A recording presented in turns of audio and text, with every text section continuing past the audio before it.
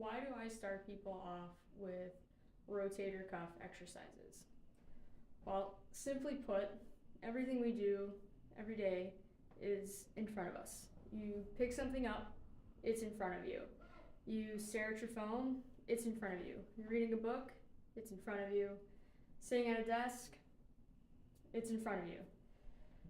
So what is that doing? What does that mean?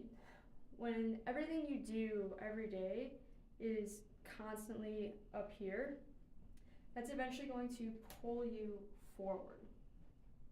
So for anyone who hasn't really exercised before, or it's been a long time, and it's just a very new world for you, there's a good chance that you're kind of stuck in this internally rotated position. When we get stuck in this position, what ends up happening is our joint isn't free to move in its full range of motion, right? So it doesn't make sense to add in exercises like chest presses and bench presses with barbells and dumbbells when you can't move your joint all the way. Because if you're stuck here and you're pressed down, you're just rotating in more. So for me, it makes more sense to work on people's shoulders and rotator cuffs to try and open them up.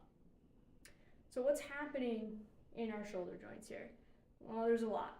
There's like 30 different muscles that kind of cross through the path of the shoulder joint or go into its functionality.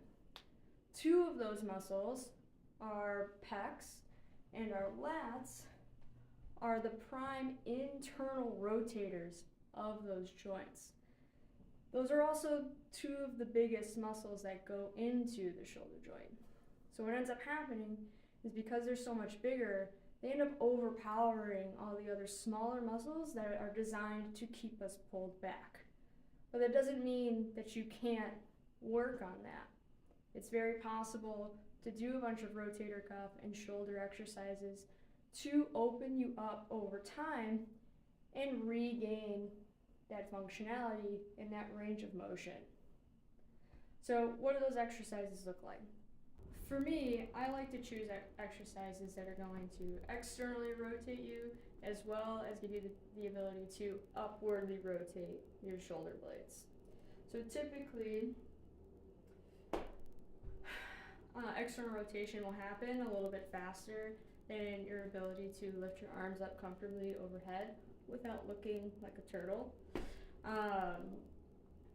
It's not a big deal. If you stick with it, you can unlock that ability to get all the way overhead. If you never fully get there, it's not a big deal. It really only takes off like a handful of exercises you shouldn't do, like overhead pressing type movements. And honestly, there's a lot of exercises that can get you pretty close to that position and make you feel good along the way. So I don't consider it a huge loss, but if that is a goal of yours, stick with those exercises and eventually you'll get there. If you go ahead and click on the link below, that'll take you to my video with a handful of shoulder exercises that will open you up.